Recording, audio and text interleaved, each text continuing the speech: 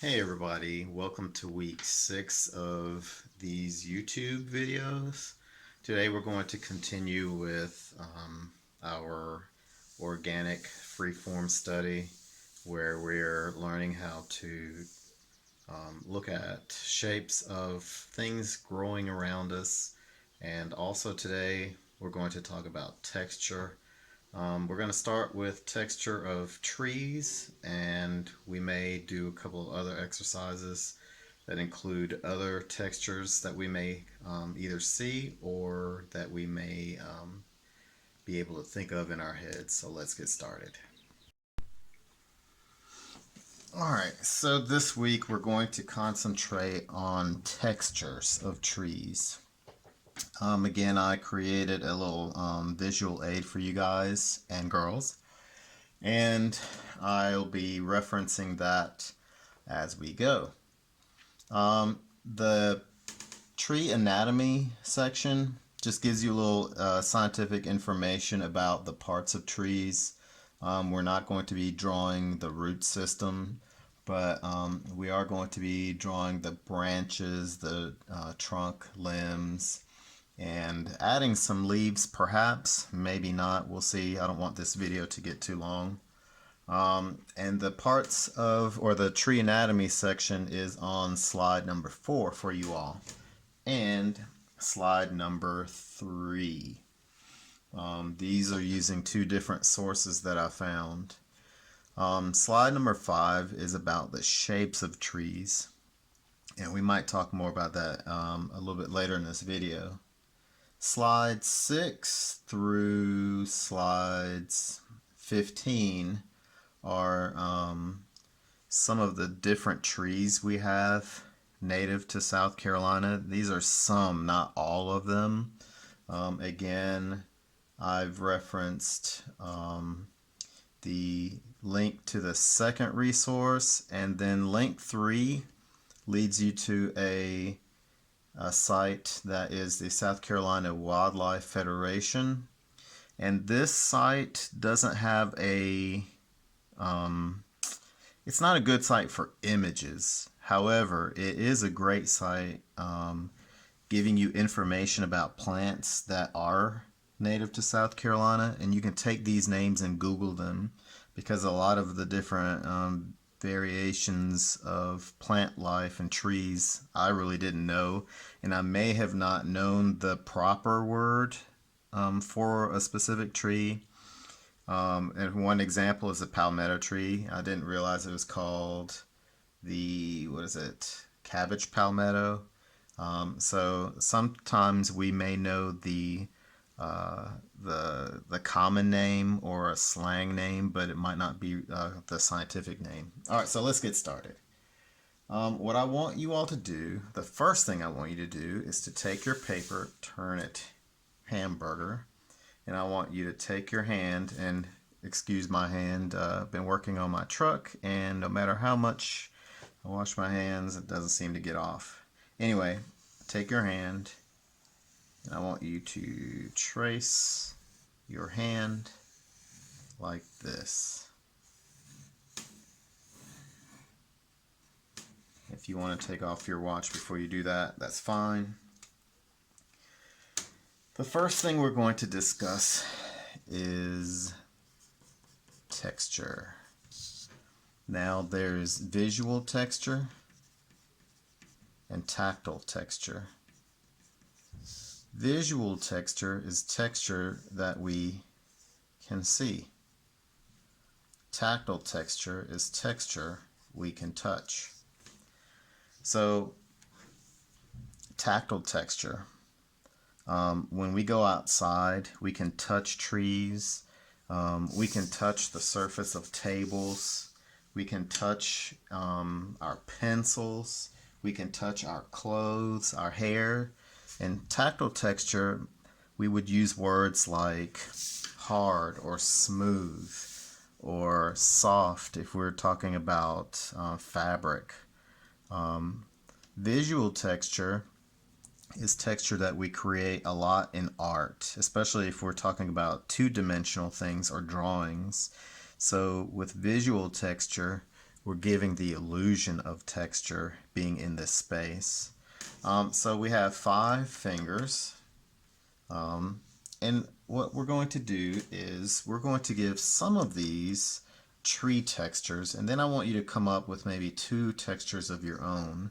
And one thing you can do is take a crayon and do a texture rubbing where you put your paper on something that has a specific texture, and you can use your crayon to rub.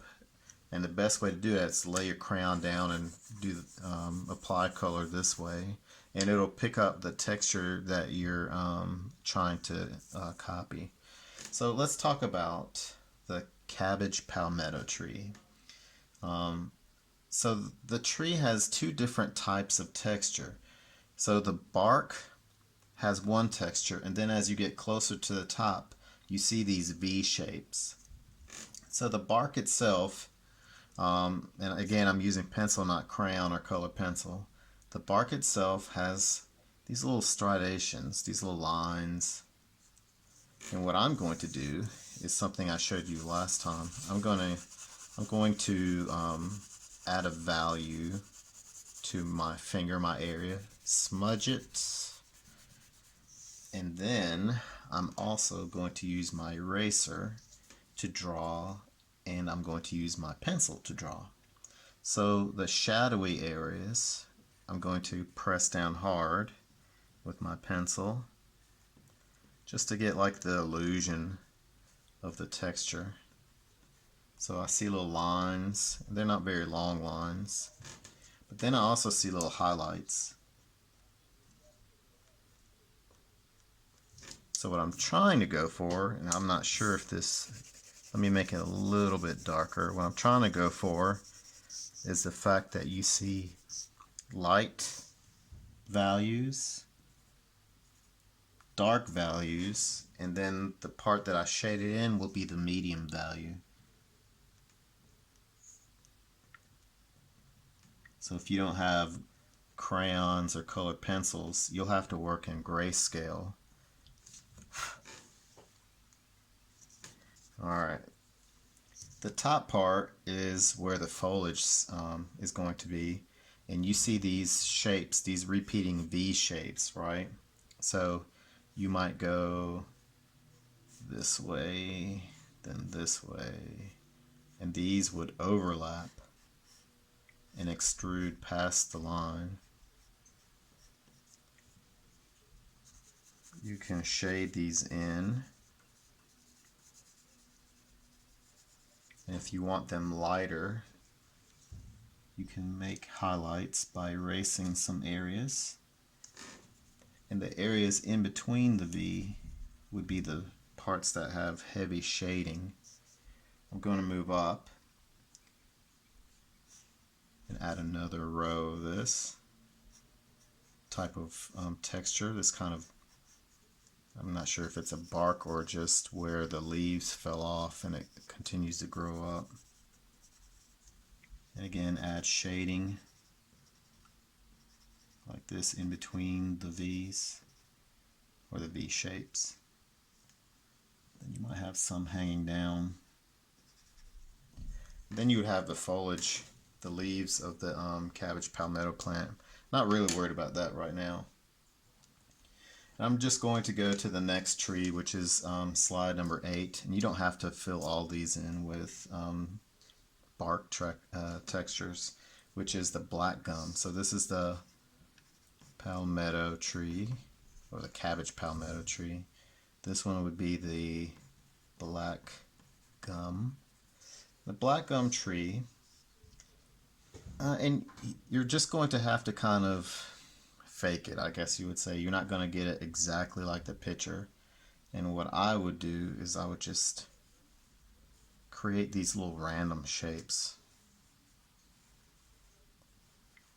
And I'm looking at the picture, and I'm just kind of getting an idea of what they would look like.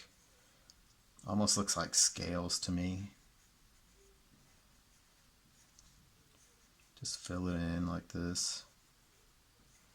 Sometimes using oil pastels or crayons kind of makes it a little bit easier.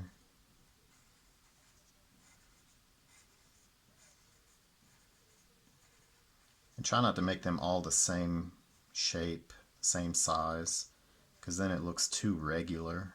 Things in nature tend to be a little irregular sometimes. You can add value to this.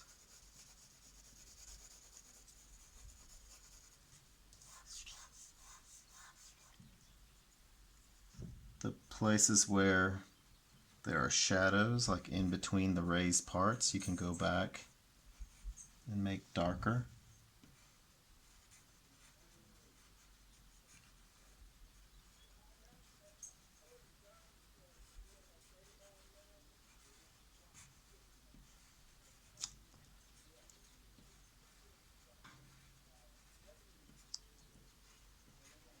And what you could do is you could, if you wanted to, have branches grow out of it and then add leaves, but you don't have to. We're really talking about texture.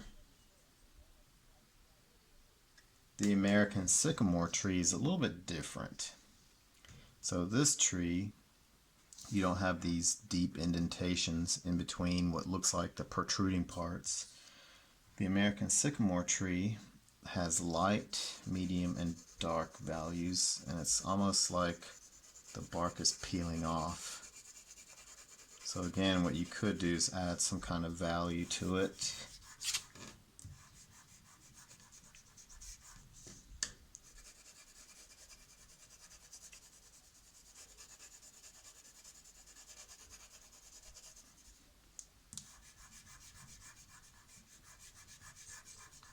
And again, if your finger gets dirty, you can flip your paper over or just clean it off on the side.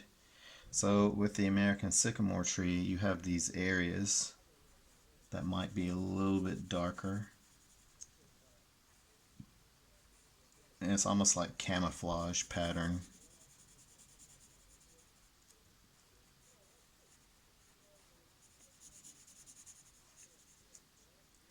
Then you have areas that are like this color, this medium color. And I just go ahead and draw a bunch of these little camo shapes. And some of these will actually be light, so you'll go back and maybe erase the shading in some of these areas.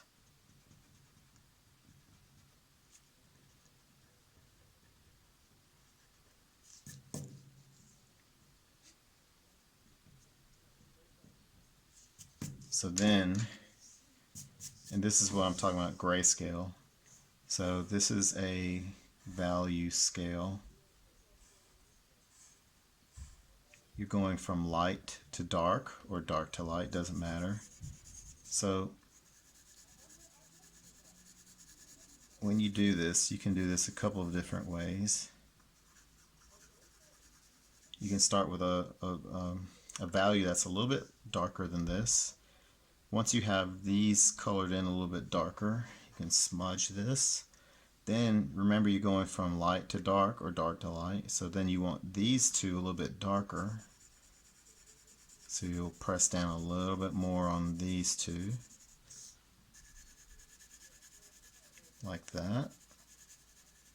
So now that these are darker than these, you can smudge. And you want your last one to be the darkest. So when I say grayscale, you're going from light value. You might have one medium or two medium values to dark value. So that's what I'm saying, like add a medium value to your area, and then you can erase and add the light value and then press down harder to get the darker value. Alright, so this is pretty good for this tree that we're doing. Now you can continue with these two fingers with the pine tree, but it's fairly similar to the black gum tree, so I'm not going to do that. What you can do is think of some other things. Let's think of some other kind of textures. So we can have, and these may not relate to trees at all, hair, or fur. And for that kind of texture, we would just add lines. And your hair may not be straight, it could be curled, like curly hair, like a poodle. It could be wavy. You could have loose curls.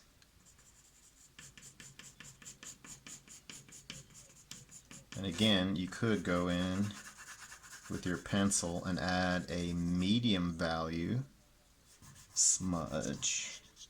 Add a darker value by pressing down hard. And then add a light value by erasing some areas. So then you have 3 values: light, medium, and dark.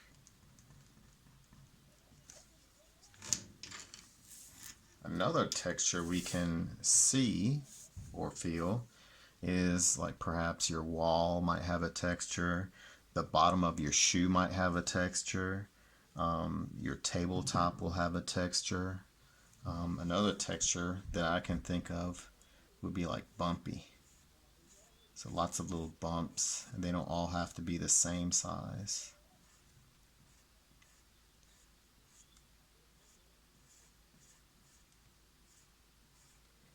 So when we're drawing trees or plants, sometimes we have to take into consideration texture. Sometimes we can have little bumps. When I think of this kind of texture, I think about bubble wrap.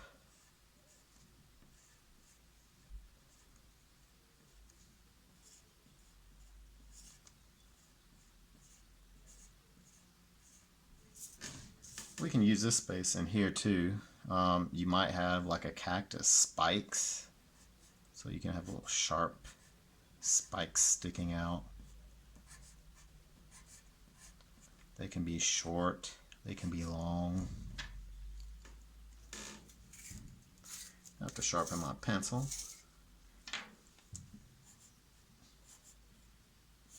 They can protrude in the same direction or in different directions.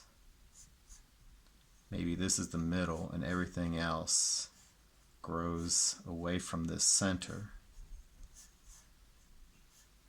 And when I think of spiky texture, I think about cactus, a cactus.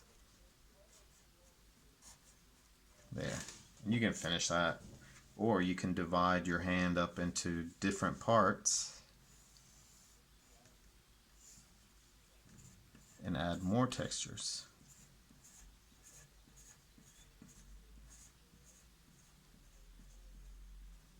So I could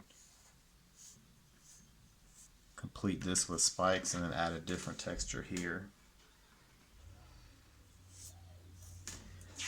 Alright, so now that we're done with texture and we practiced at least 2 of, or maybe 3 bark textures, I want you to flip your paper over and divide your paper in half. And now we're going to reference slide number 5, tree shapes. What I want you to do, and I'll do one with you, is I want you to pick one tree shape, and I want you to draw the trunk, maybe some branches, but then also add the leaves.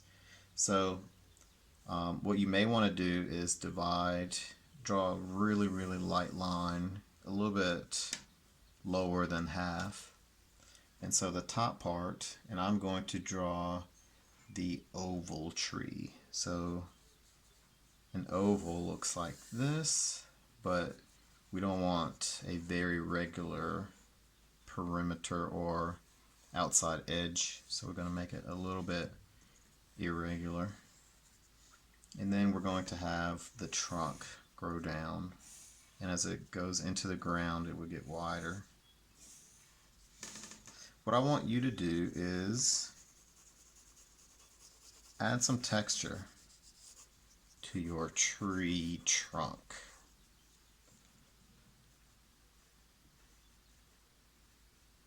This is kind of like the pine tree.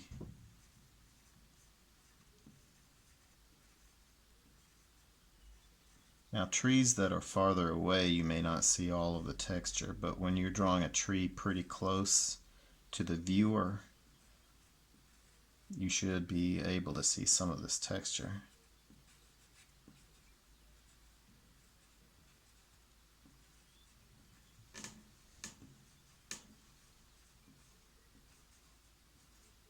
Kind of like that. If you want to add leaf shapes, you can. You don't necessarily have to, because this is not our focus for this lesson.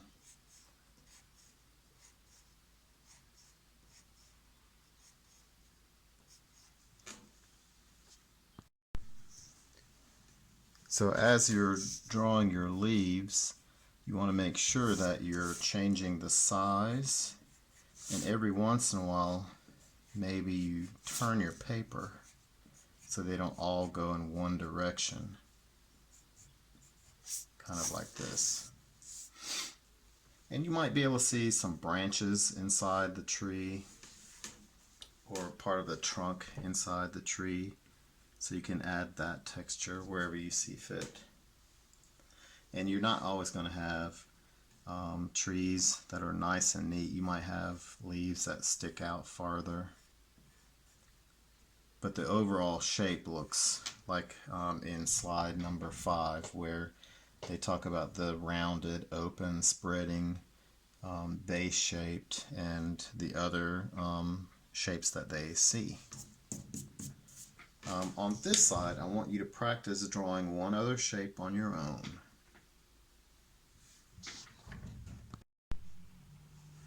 When you're using crayons to color, you can also make a grayscale. Let's say you only have this many different colors like I have. You can still make a value scale when you're coloring your trees. Let's take green for example. If you press down just a little bit,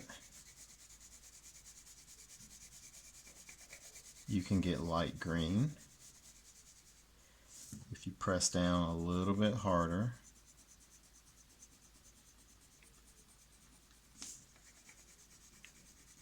you can get a medium green. Let me fill in. I'm just pressing down just a little bit. And then to get dark green, you'll press down even harder.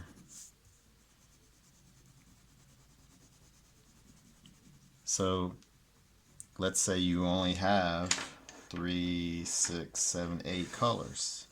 You can still get variations of the same color, different values. Let's take green again. Let me show you one more thing. So when you're coloring your leaves, and I hate using black because you rarely ever see black.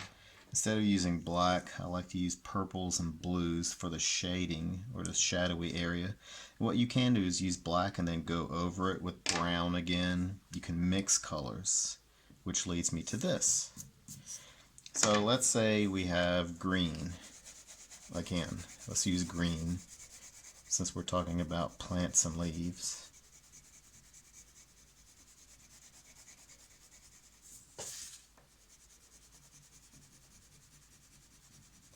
And I go 2 different directions. I might color this way and then this way, so I won't see the lines.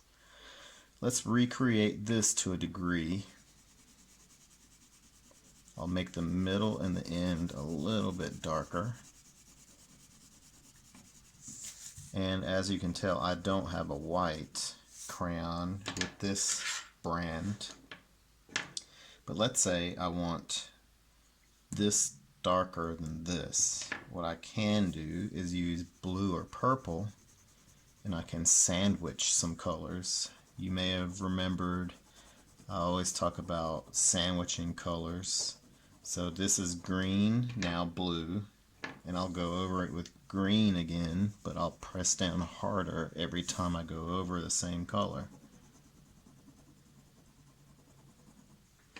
Now sandwiching colors is good when you're trying to get a color that's dark green but you don't want it like this. You want it a little bit darker. So the blue, and you can even use purple.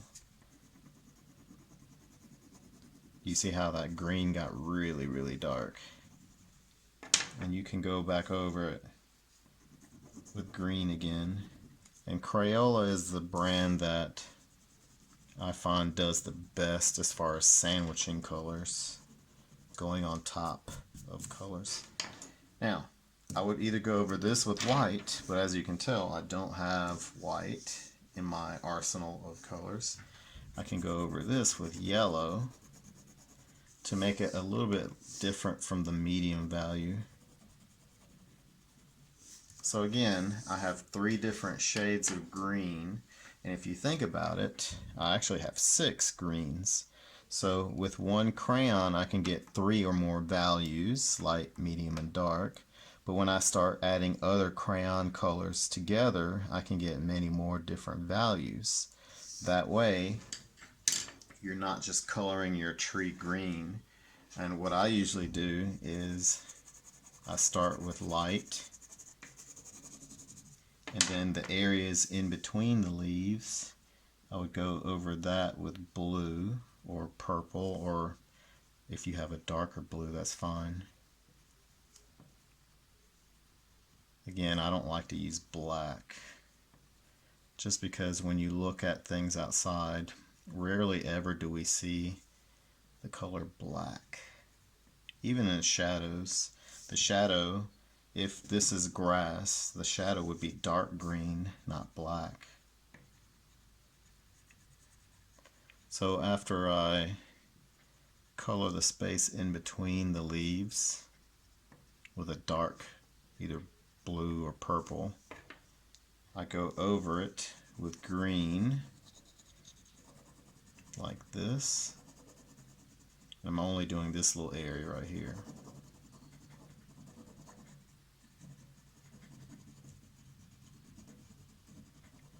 Kind of like so. And it's easier to do with paint or oil pastels, because then you can really mix colors like that. So I hope this kind of study helped you a little bit, where you're now looking at things differently, whether it's objects that you might find in your house or trees, plants, grasses. Remember, a lot of what you do as far as drawing things depends heavily on how you see things. So it's important that you observe and then record things that you see, using your eyes, not your mind's eye or your recollection or memory of what that shape looks like. And if I'm not mistaken, this will be our last video. So I might continue posting some things that are some lessons I want you to maybe take into the summer, but just continue to be creative and have fun with art.